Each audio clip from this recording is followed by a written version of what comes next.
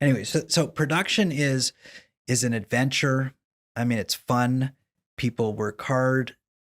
Everybody gets burned out a little bit, but at the end, it's all worth it, and it is magical. I mean, that's the magic of movie making is the production process, because you're seeing this thing come to life. You know, you've envisioned all this over maybe years and years and years, and you've written it and you've planned for it, and now all of a sudden it's coming to life. You're seeing actors actually saying the lines that you wrote, and you see them, you know, the whole thing starts to evolve right in front of you. And that's what makes it so magical, because all your efforts are coming to fruition here. You know, in the raw sense. You're going to go back and then you're going Right. to edit it and do all this kind of stuff. But when you see the actors perform your scenes for the first time and say the words and in the settings, you know, and interacting with each other and everything like that, you know, even though you've probably seen them in rehearsals and stuff like that, it just really is magical. And hopefully it all gels and it all works. And that's the storytelling part. So, I mean, that's production. Now, as I said, there are so many moving parts to production. And, you know, I focused on the whole sort of stay on time, on budget thing, because I feel like that's what a lot of people don't do. A lot of indie filmmakers make that mistake. Well, the other stuff will play itself out, right? The director directing, the actors acting, the cinematography, that stuff will play itself out. I'm checking those boxes and assuming that that's the case. Okay. But you can't take any of that for granted.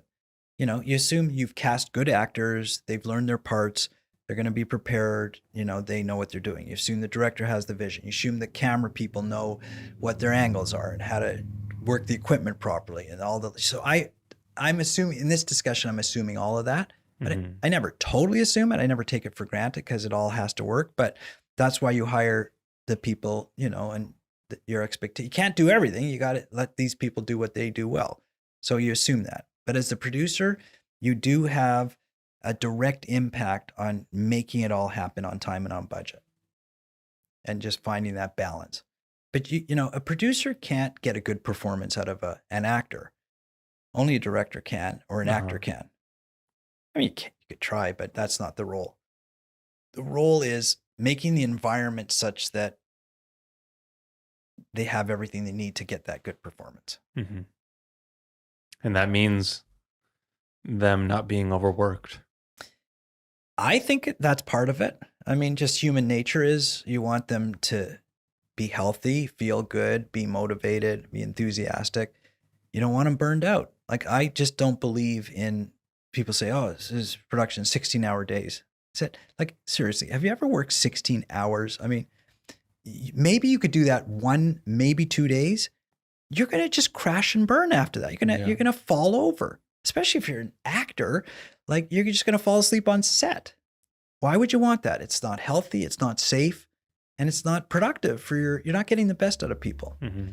So let's make it reasonable. Let's, you know, and fun. Fun's not the most important thing, but fun helps.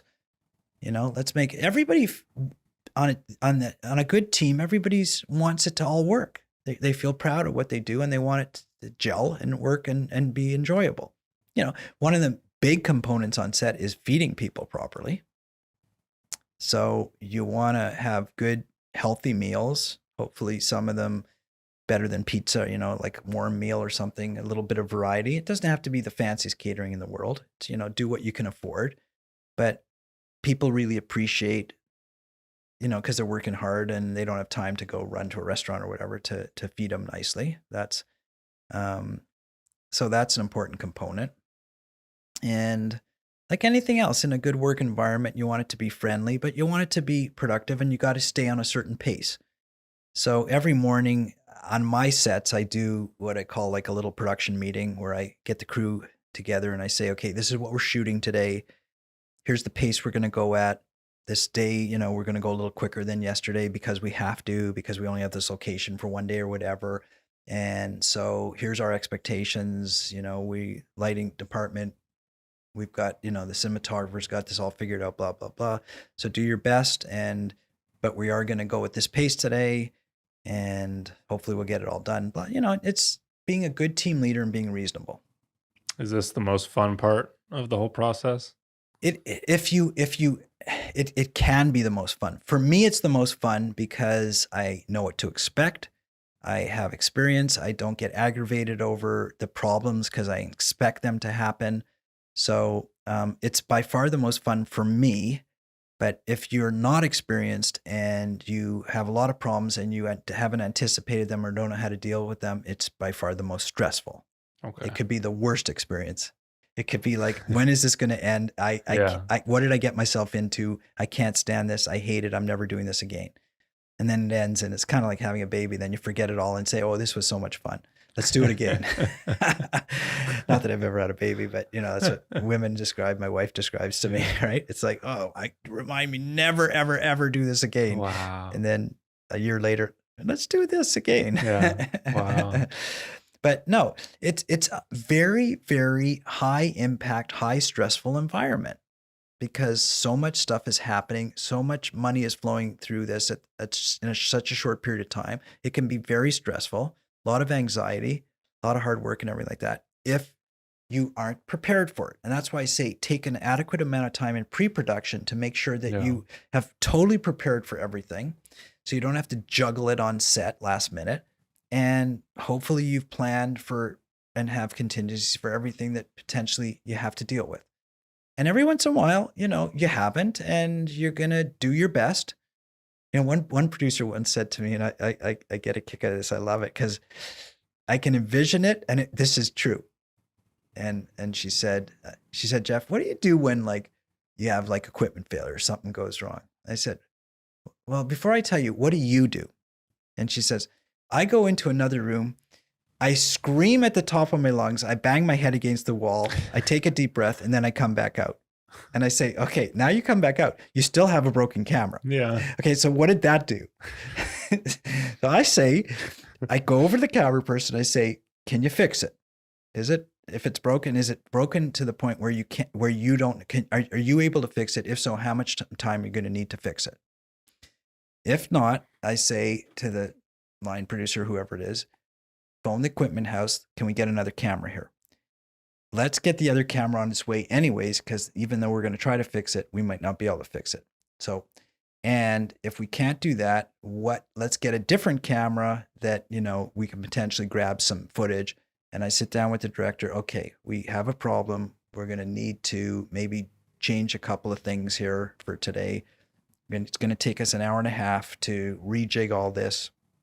I want you to start rehearsing the actors for this thing because we're going to have to go in this direction. And hopefully the directors often will say, forget it, we're not doing it.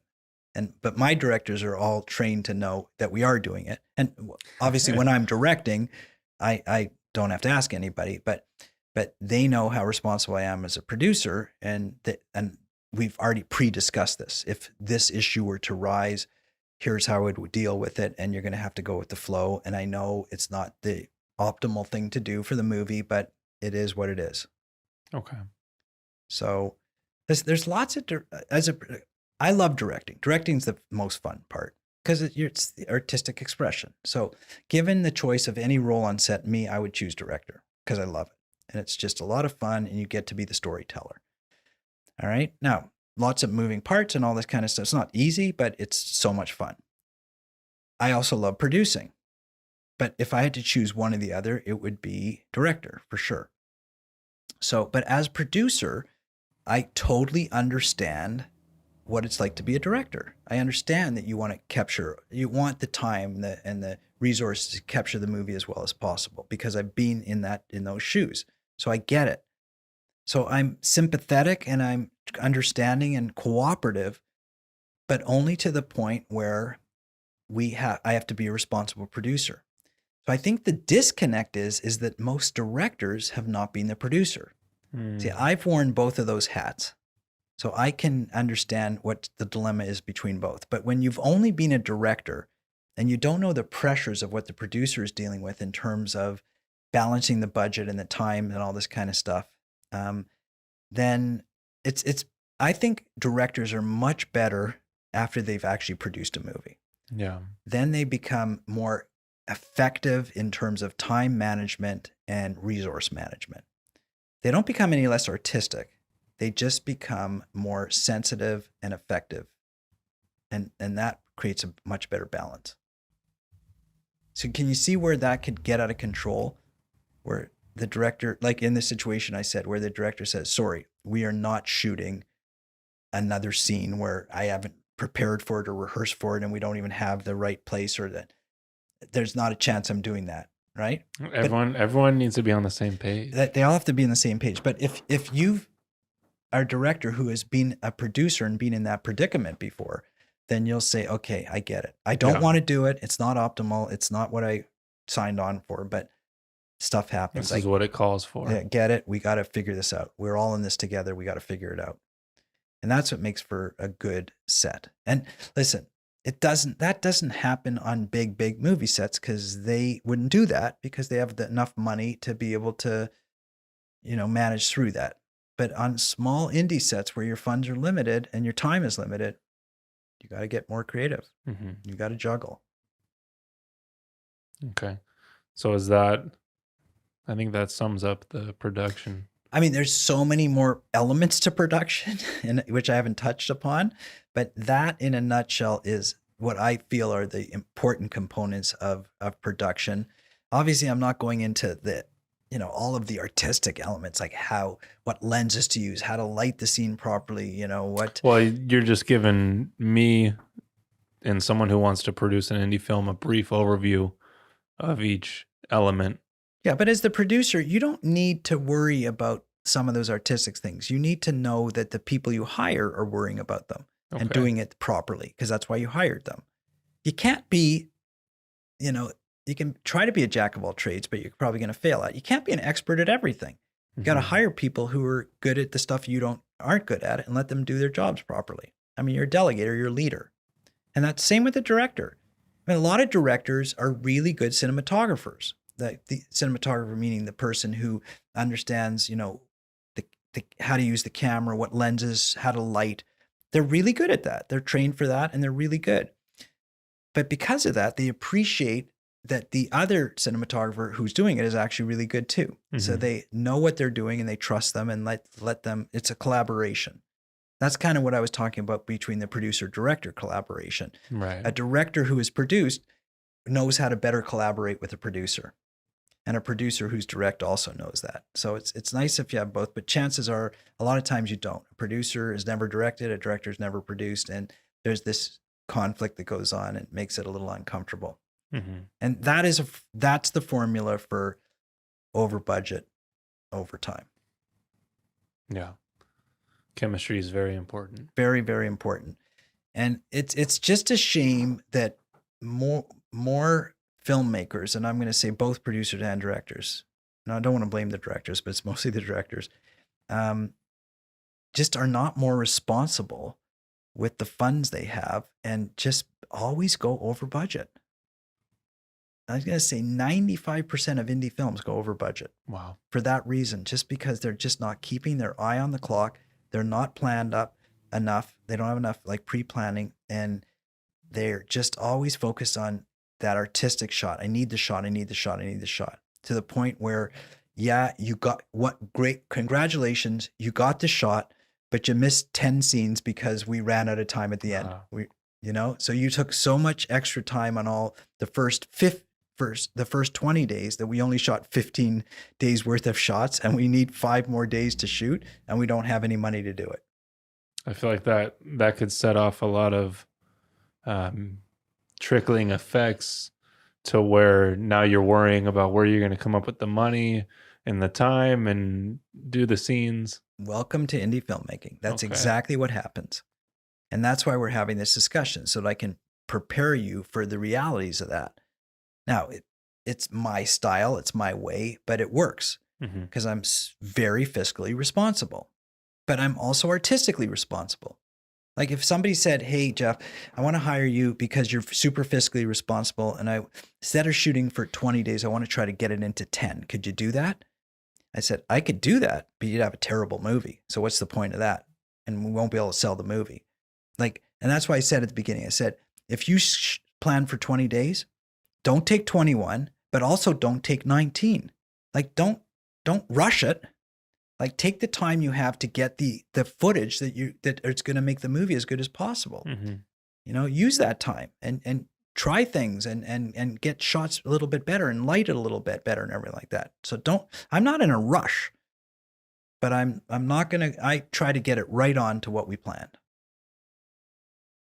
Because the contest is make the best thing within the time frame and the resources you have. That's the contest. It's not orderly. Yeah, my contest isn't finish early. So on the days I finish early, it's only because I've planned for contingencies that didn't happen. And once in a while, it's good to motivate the crew that way, let them off early. And I understand that. Yeah. Yeah. But definitely don't go too long, but also don't go too short. Okay. Yeah, that's production.